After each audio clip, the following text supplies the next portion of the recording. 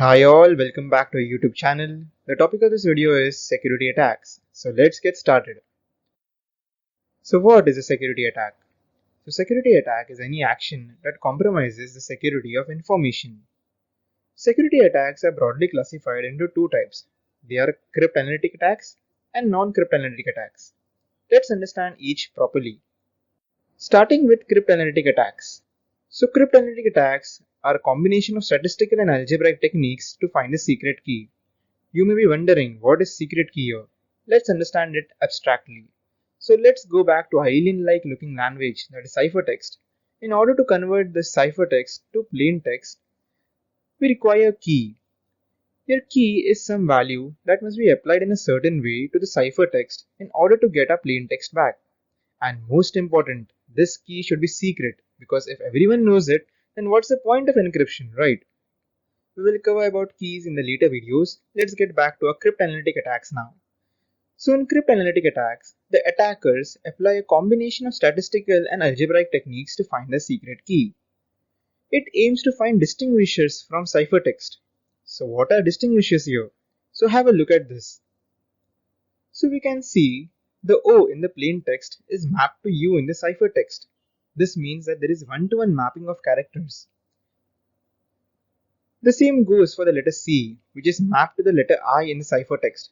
It may seem easy now since we have the plain text with us, but suppose we don't have this plain text, it is very difficult to get such properties.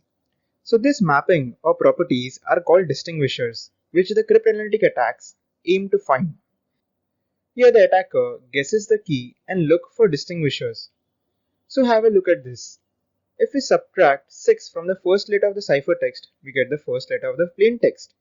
The same goes for the second and same for the third. You may be wondering how this Y. So just consider we connect Z with A, so it's a circular link. This pattern applies to all other alphabets. You can verify that. So here our key is -6. So the attacker might start with -1, -2 and so on till the plain text is obtained. So if the property is detected, the guess is correct. Otherwise, next guess is tried. This was all about cryptanalytic attacks. Now let's move on to non-cryptanalytic attacks now. So non-cryptanalytic attacks does not exploit the mathematical weakness of the cryptographic algorithm. Instead, it threatens the three security goals that are confidentiality, integrity, and availability. We have covered security goals in the previous video, link in the I button, do watch it if you haven't. So coming back to the topic, non-cryptanalytic attacks are classified into two types, passive attacks and active attacks. Let's start with passive attacks. So the goal is to obtain information. It does not modify the data. It threatens the confidentiality security goal. Since it is a passive attack, it is difficult to detect. Let's understand it using some graphics. So let's call our Alice Bob example back. But now we have a new member who is Oscar. Oscar is the guy who wants to read the message between Alice and Bob. So in passive attack, Oscar also gets a copy of the message and can read its content. However, in passive attack, Oscar does not change or harm the data. So this was all about passive attacks. Now let's go to active attacks. So in active attack, the attack may change the data or harm the system. Here it threatens two security goals that are integrity and availability. Since it changes the data, that is it is active, it is easy to detect. Let's call our Alice, Bob and Oscar example back. Here Oscar takes the message, changes it and then sends it to Bob, thus changing the data. Now let's further categorize these attacks. So recalling from the previous slide, non-cryptanalytic attacks are of two types that are passive and active. Passive attacks are threats to confidentiality security goal.